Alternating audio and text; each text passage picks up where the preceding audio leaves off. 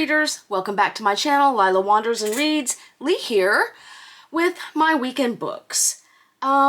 This is really kind of a weird weekend books. As you know, if you follow along, I'll be starting school tomorrow. Today is Sunday. Alexa, what's today's date?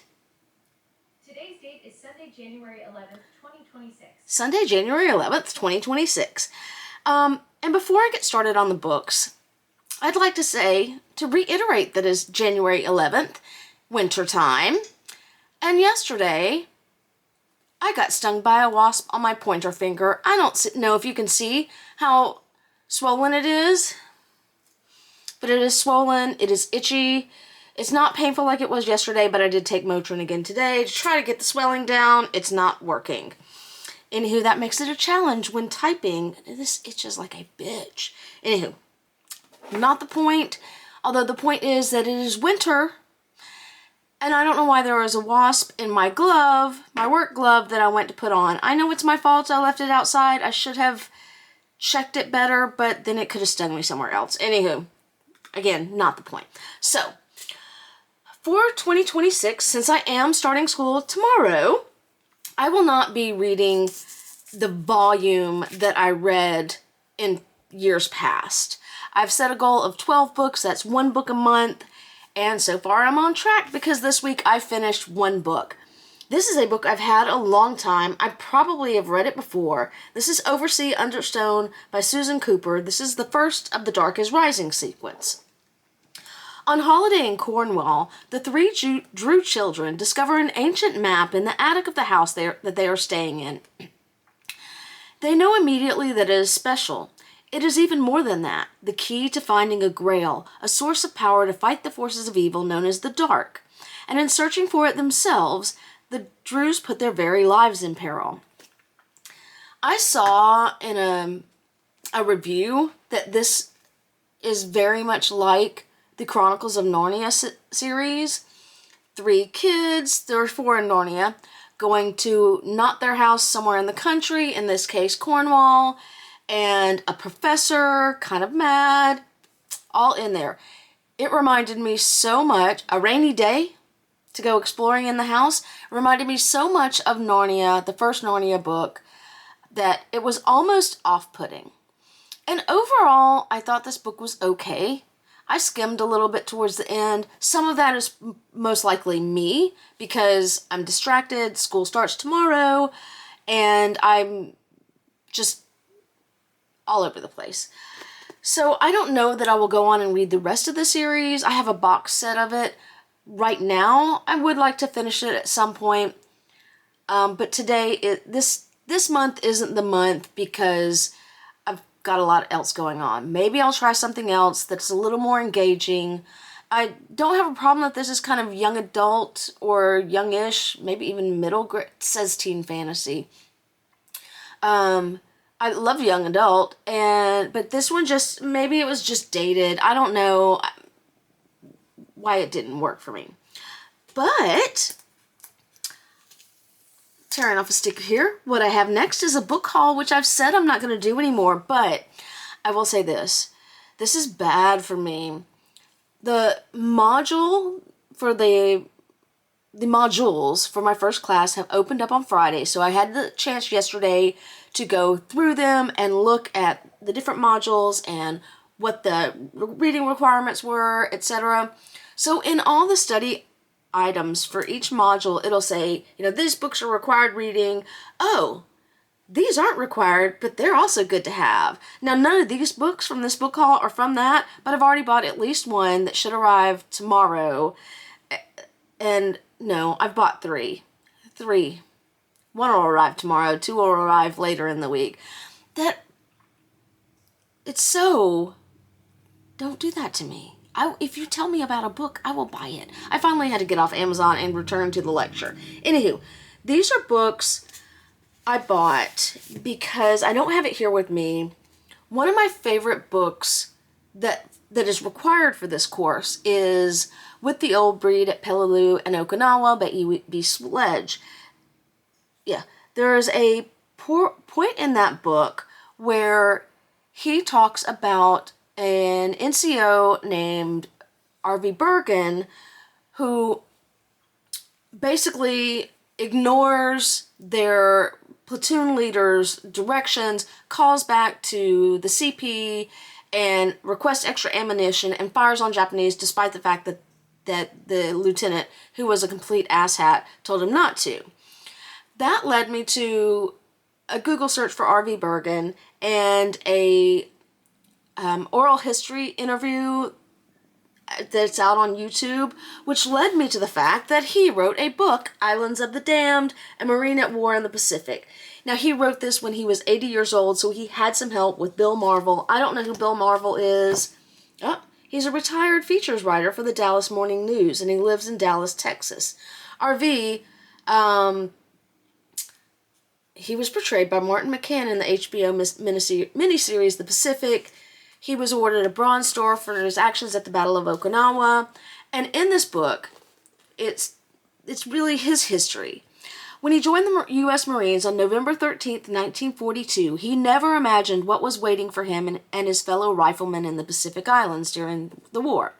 From New Britain through Peleliu to Okinawa, Bergen's platoon, Company K, 3rd Battalion, 5th Marine Regiment, 1st Marine Division, encountered a ferocious, committed, and desperate enemy in the Japanese, engaging them in some of the most harrowing and horrifying conflicts of the war. Here, R.V. Bergen reveals his experiences as a Marine at war in the Pacific Theater. Schooled in Melbourne, Australia, by the veterans who had just returned from combat in Guadalcanal, Company K confronted snipers, ambushes along narrow jungle trails, abandoned corpses of harakiri victims, and howling Banzai attacks as the island hopped from one bloody battle to the next. During his 2 years of service, Bergen rose from a green private to a seasoned sergeant and earned a Bronze Star for his valor at Okinawa. I look forward to reading this. Don't know when I will. However, I do have another fiction book coming in Monday that I want to start to read. After that, I do think I'm going to try to start reading at night before I go to bed, and so I can get to some of these separate from my school reading. Now, since I was ordering that to pick up from Barnes & Noble, I thought, let me see what else they have that I've been looking for. This next one isn't one that I had been looking for, but what the hell? I bought Reign of Ruin, Tokyo, Hiroshima, and the Surrender of Japan by Richard Overy. I believe this is a book I will use further down the line in school. It's relevant to some of my current readings, particularly when it comes to strategic bombing. With the development of the B-29 Superfortress in summer 1944, strategic bombing, a central component of the Allied war effort against Germany, arrived in the Pacific Theater. In 1945, Japan experienced the 3 most deadly bombing attacks of the war. The firebombing of Tokyo in March burned the city's most densely populated sector, killed some 85,000 residents, and left more than 1 million homeless. The attack was part of a months-long campaign of incendiary bombing that destroyed almost 2/3 of Japan's cities. The 2 atomic blasts in August killed hundreds of thousands in Hiroshima and Nagasaki, most of them civilians. I'm going to stop there because Richard Overy is going to talk about strategic bombing in this book, but there is a PBS show, I think it's might be called Bombshell, but it is about the bombing of Hiroshima and Nagasaki. I watched half of it. I'm going to finish up the rest of it sometime this week, hopefully. Later on this month, I think around the 23rd-ish, PBS also has a show about Elie Wiesel coming out. Also relevant, so timely to my personal experience. Now, this next book, I wanted to buy when it came out in hardback, but my local Barnes & Noble did not have it. I've kept it on my wish list ever since, but I never bought it from Amazon. I did not realize A Remembered Soldier was such a chunky monkey. This is translated by David McKay, written by Anjet Danjay, probably mispronouncing that. This is also World War related. Flanders, 1922. After serving as a soldier in the Great War, Noon Merkham has lost his memory and lives in a psychiatric asylum. Countless women responding to a newspaper ad visit him there in hope of finding their spouse who vanished in battle. That's so sad. One day, a woman, Julianne, appears and recognizes Noon as her husband, the photographer Amon Coppens, and takes him home against medical advice. What could go wrong? But their miraculous reunion doesn't turn out the way that Julianne wants her envious friends to believe. Only gradually do the two grow close, and Amon's biography is pieced together on the basis of Julianne's stories about him. But how can he be certain that she's telling the truth? In The Remembered Soldier, Anjet Danje immerses us in the psyche of a war-traumatized man who has lost his identity. When Amon comes to doubt Julianne's word, the reader is caught up in a riveting spiral of confusion that only the greatest literature can achieve. I have been wanting this for, like I said, since it came out in hardback, but maybe this was just the right time. Look forward to reading this. Despite the fact that it's a chunky monkey, it's going to go on my bedside nightstand. Next up is another one that I've wanted, but just couldn't find, it was something I would pick up when I was buying something else. This is also war-related. All of these are. And this is The Director by Daniel Kelman. Translated by Ross Benjamin. I don't know where this... Okay, Daniel Kelman is the finest German writer of his generation.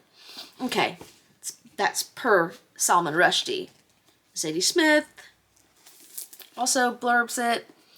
An artist's life, a pact with the devil, a dazzling performance in a real page-turner. That's, again, Salman Rushdie. When the Nazis seized power, G.W. Pabst, one of the cinema's greatest directors, is filming in France. To escape the horrors of New Germany, he flees to Hollywood. But under the blinding California sun, the world-famous director suddenly looks like a nobody. Not even Greta Garbo, whom he made famous, can help him. When Pabst receives word that his elderly mother is ailing, he finds himself back in his homeland of Austria, which is now called Ostmark. Pabst, his wife, and his young son are confronted with the barbaric nature of the regime, but the Minister of Propaganda in Berlin wants the film genius. He won't take no for an answer, and he makes big promises. While Pabst still believes that he will be able to resist these advances, that he will not submit to any dictatorship other than art, he has already taken the first steps in a hopeless entanglement.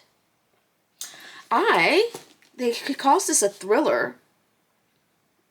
I've not read anything else by him. But another one I really look forward to reading. Anywho, I gotta cut this one short, although it's probably about 15 minutes or so. I plan to play it by ear to see what I can do.